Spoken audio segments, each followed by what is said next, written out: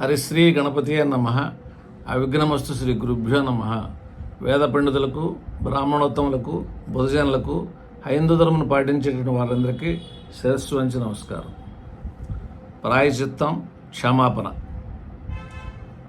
మొన్న తిరుపతి ఆ లడ్డు దగ్గర ఆ తోపిడికి జనం చనిపోయినప్పుడు ఒక రాజకీయ నాయకుడు పవన్ కళ్యాణ్ గారు ఏం చెప్పారంటే, బాధపడుతూ ఎవరైతే ఆ యొక్క తిరుమల ప్రెసిడెంట్, ఆ సెక్రటరీ ఎవరైతే ఉంటారో ఆ యొక్క కమిటీకి వాళ్ళని క్షమాపణ చెప్పన్నారు. యాక్చువల్గా వాళ్ళు ఈయన పార్టీ కాదు.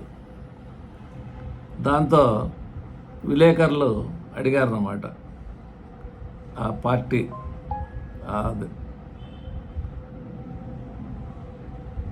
యువ నాయకుడిని. అడిగితే ఆయన ఏం చెప్పాడంటే, మా పార్టీ నిర్ణయం కాదండి క్షమాపణ చెప్పడం, మేము ఆలోచించి తీసుకుంటాం నిర్ణయం అని చెప్పారంటే బాగుండేది. మా పార్టీ నిర్ణయం కాదు క్షమాపణ చెప్పడం అని చెప్పారు. ఇక రాజులు అలా ఉన్నారు, పరిపాలించేవాళ్ళు అలా ఉన్నారన్నమాట. కనుక ఈ భగవంతుడు సమస్త ప్రపంచం నుండి ఉన్న పదార్థము బ్రహ్మము, అదే భగవంతుడు. అంటే ప్రతి కణంలో, ప్రతి అణువులో, గోడలో, చెట్టులో, నీళ్ళల్లో, పుట్టలో, ప్రతి చోట ఉన్నాడు. మట్టిలో మనం భూమికి నమస్కారం చేస్తాం, చెట్టుకు నమస్కారం చేస్తాం, నీటికి నమస్కారం చేస్తాం. మనం నమస్కారం చేయనటువంటిది ఏం లేదు. గాలికి కూడా నమస్కారం చేస్తాం. కనుక ఆయన లేని చోటు అంటూ లేదు. నీలో, నాలో, అందరిలో ఉన్నాడు. కనుక మనం నమస్కారం చేసేవారికి మన ఎదుటి శరీరానికి కాదు, అందులో ఆ శరీరంలో ఉండేటువంటి ఆత్మకి మనం నమస్కారం చేస్తాం అన్నమాట. కనుక మనం అజ్ఞానంతో ఉండి ఆ భగవంతుడిని ఎదుటి వ్యక్తులు చూడలేకపోతున్నాం. ఈ రోజుల్లో మన పూర్వీకులు చూశారన్నమాట, గుర్తించలేకపోతున్నాం అనమాట. ఆ విశ్వకర్మ అన్ని రూపాల్లో కూడా ఉన్నాడు. ఆఖరికి ప్రతి గాలి, ధూళి కణంలో కూడా ఉన్నాడు.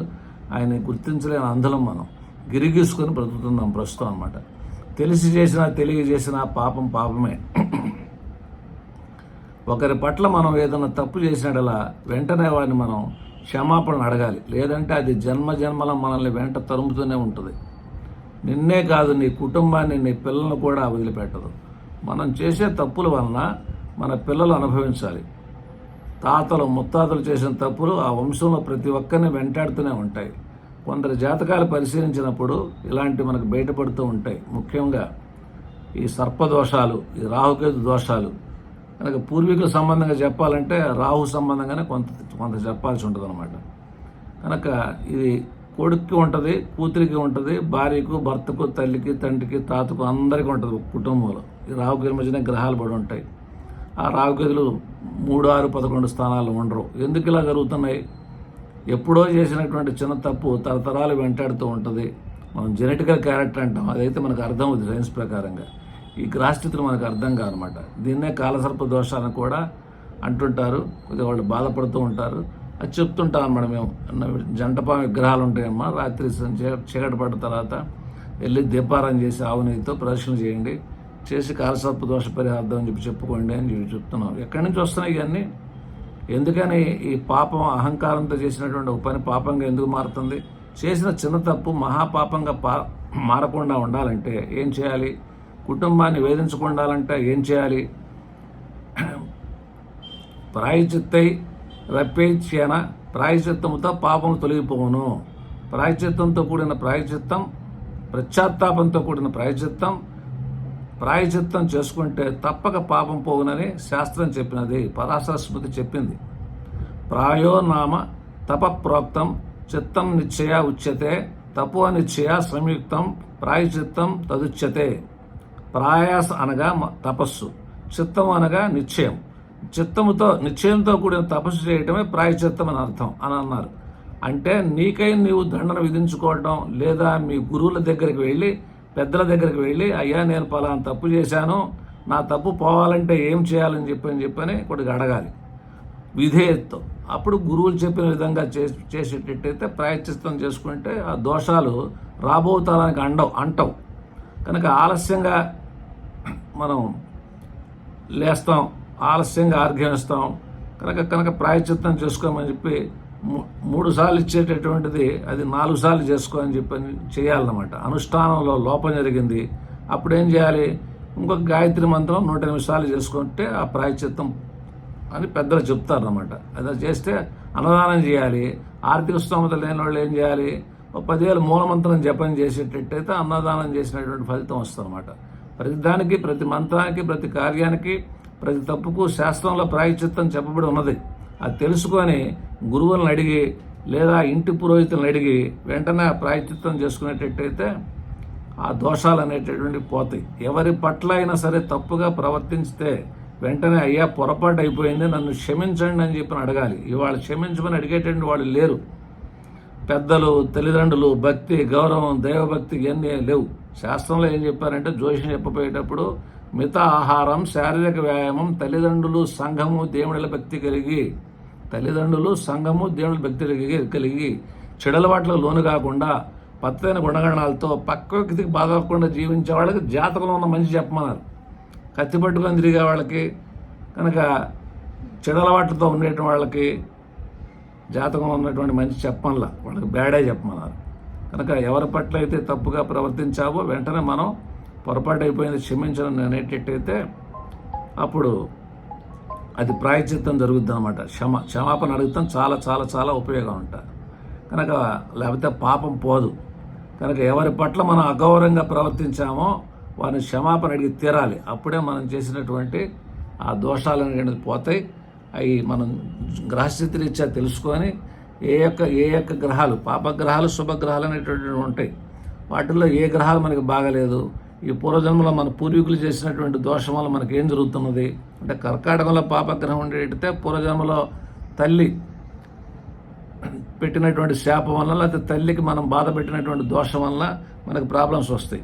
అదే సింహంలో ఉండేటైతే ఆ యొక్క పూర్వజన్మలో ఆ తండ్రి శాపాల వలన, ఆ దోషాల వలన ఆ ప్రాబ్లమ్స్ అనేటువంటివి వస్తూ ఉంటాయి. అట్లాగే ఇప్పుడు ఆ రవి, సూర్యచంద్రుల్ని రాహుకేతులు గ్రహణాలు అంటుంటాం. కనుక ఎందుకు ఆ గ్రహణం అప్పుడు పుడుతుంటారు అన్నమాట కొందరు. ఎందుకు అలా పుడుతున్నారు? రాహుకేతుల దగ్గరికి ఆ పౌర్ణం అప్పుడు, అమావాస్య అప్పుడు 4 డిగ్రీలు తేడా వెళ్ళినప్పుడు ఆ గ్రహణాలు అనేది వస్తుంటాయి అన్నమాట. కనుక ఎందుకు వస్తున్నాయి అంటే పూర్వజంలో మనం చేసినటువంటి కర్మఫలాలు. ఇది ఫస్ట్ గుర్తుపెట్టుకోండి. శాస్త్రం చెప్పింది ఏంటంటే, ఆశ తీరని మానవుడు జన్మాంతరకృతమైన పుణ్యపాపకరం అనుభవించుటకు మరల జన్మమెత్తుచున్నాడు. గత జన్మ ఎందు నీవు నీ సంబంధికులు అంటే స్నేహితులు కూడా, బంధువులు కూడా చేసిన కర్మఫలాన్ని ఈ జన్మలో అనుభవిస్తాం. ఈ జన్మలో చేసిన కర్మఫలాన్ని భావి జన్మలో అంటే రాబో జన్మలో అనుభవిస్తాం. ఈ జన్మలో బలంగా చేసిన కర్మఫలాన్ని ఇప్పుడు కొంత మిగిలింది రాబో జన్మలో అనుభవిస్తాం. మనకి ఆధారాలు ఉన్నాయి, పురాణాలు, ఇతిహాసాలు ఎన్నో ఉన్నాయి మనకి. అవి చూస్తుంటే వాళ్ళకి ఎందుకు వాళ్ళు అటువంటి, ఇప్పుడు కృష్ణుడు ఉన్నాడు, మీరు ఒకసారి ఆలోచించండి. ఆయన మంచి మంచి ఆయుధాలు వేస్తున్నారు వాళ్ళు అర్జునుడి మీదకి. అర్జునుడు యుద్ధం చేస్తున్నాడు. కనుక వాళ్ళు అతిరథులు, మహారథులు, చాలా గొప్పవాళ్ళు. భీష్ముడు, ద్రోణుడు, కృపాచార్యుడు, అశ్వత్థామ చాలా గొప్పవాళ్ళు. వాళ్ళు వేసిన ఆయుధాలకి కృష్ణుడు ఏం చేశాడు, ఒక బొట్టనేలు పెట్టి ఆ యొక్క రథాన్ని నొక్కితే అప్పుడు ఆ ఆయుధాలు అనేటువంటి ఆయన తాళకుండా కిరీటంకి తగిలి కిరీటం పడిపోవటం, అలా మనం ఆ యుద్ధంలో మనకి జరిగినటువంటి మనకు తెలుసు. అందువల్ల ఇక్కడ ఏంటంటే ఫస్ట్ ఆ ఏ బొట్టనవేలితో కృష్ణుడు ఆ రథాన్ని నొక్కాడో అదే బొట్టనవేలికి మళ్ళీ వేటగాడు ఆ యొక్క బాణం వేసినప్పుడు బోయేవాడు ఆటోమేటిక్గా ఆ బొట్టనవేలికి తగిలి ఆ కృష్ణుడు చనిపోవడం జరిగింది. కనుక అంటే శరీరంలో ఒక అవయవం తప్పు చేస్తే ఆ అవయవానికి శిక్ష పడుద్ది. ఆ అవయవం ద్వారానే అక్కడ మనకి బ్యాడ్ జరుగుతుంటుంది. ఎందుకు పక్షవాతాలు వస్తున్నాయి, ఎందుకు మగతనం లేనటువంటి వాళ్ళు పుడుతున్నారు, ఎందుకు బట్టతలు వస్తున్నది, ఇవన్నీ కూడా ఏంటంటే మన అన్ని చక్కగా మన ధర్మాలు మనం నిర్వర్తించేటట్టయితే, సిస్టమేటిక్గా మనం జీవించేటట్టయితే మనకి కాంప్లికేషన్స్ అనేటటువంటి పెద్దగా ఉండవు. జాతచక్రంలో దోషాలు ఏమున్నాయి, మన పూర్వీకులు ఎలా జీవించారు, మన దేశాచారం, ప్రాంతాచారం, మతాచారం, క్యాస్టాచారం, గోత్రాచారాలు ఇవన్నీ కనుక పాటించేటట్టయితే ఇప్పుడు ఆటోమేటిక్గా మనకి సమస్యలు ఉండవు. ఉదాహరణకి ఇప్పుడు నేను హిందువుని, మా సందులో క్రిస్టియన్స్ వాళ్ళు స్టేజ్ కట్టుకున్నారు, యేసుక్రీస్తు బొమ్మ పెట్టుకొని నన్ను అడుగుతానికి వచ్చారు, ఏమైనా డొనేషన్స్ ఏమైనా ఇచ్చారా అని చెప్పాను. నేను హిందువునయ్యా, నేను ఇవ్వను అసలు మీ దేవుడే కదా ఆర్గ్యుమెంట్ పెట్టాల్సిన అవసరం లేదు. మన దగ్గర ఉంటే ఏదో 100 రూపాయలు రుణాలు ఇచ్చి పంపించేసేసాము. అప్పుడు ఆయన పలానా పంతులు గారు ఇచ్చారా అని చెప్పి ఆనందపడతాడు. సమస్య లేదు ఇక్కడ. అదేంది మనకి ధర్మంలో సందులో అందరూ కలిసి చేస్తున్నారు. కనుక అన్ని క్యాస్ట్ వాళ్ళు ఉన్నారు, చేసినందువల్ల మనం దాన్ని పాటించాలన్నమాట. అట్లా అప్పుడు పెద్ద నష్టం లేవు. కనుక ఎప్పుడు కూడా మనకి పక్క వ్యక్తికి బాధ కలగకుండా జీవించమన్నారు. ఆర్గ్యుమెంట్ చేసి మనకి బాధ పెట్టాల్సినటువంటి అవసరం లేదు. అట్లానే మన ఆచారాలు, మన మతం ఇవన్నీ వదిలేసేసి మనం దాన్ని ఫాలో అవ్వమని చెప్పట్లా. అందువల్ల ధర్మం అనేటటువంటిది ముందు ప్రకృతి ధర్మం అనేటటువంటిది, ధర్మో రక్షితే రక్షిత మనం అనేటటువంటిది మన పెద్దలు చెప్పారు. అహింసో పరమో ధర్మ. ఇప్పుడు మనం దేవాలయంకి వెళ్ళాం, దేవాలయంకి వెళ్తే మనకి మన జంతువు లేనటువంటిది ఒక్క దేవుడైనా ఉన్నారా? మీరు చూడండి, సాంబశివుడు పాము మెడలో ఉంది, అక్కడ నంది ఉన్నది అక్కడ. కనుక ఎందుకని జంతువుని పెట్టుకున్నారు వాళ్ళు? జంతువుని ఇప్పుడు మీరు దండం పెట్టేటప్పుడు అక్కడ జంతువు ఉంటుంది. జంతువు కూడా మనం దండం పెడతాం కదా. ఇప్పుడు సుబ్రహ్మణ్య స్వామి దండం పెట్టినప్పుడు ఆటోమేటిక్గా నెమలికి దండం పెడతాం, ఆయన వాహనం కాబట్టి.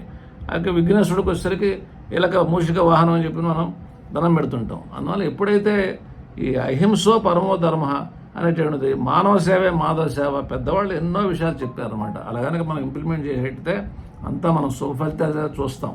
కనుక ఈ క్షమాపణ అనేటటువంటి ప్రాయశ్చిత్తం అనేటువంటిది చాలా చాలా ముఖ్యం అన్నమాట. మంగళ మహోత్సవం భూయాత్.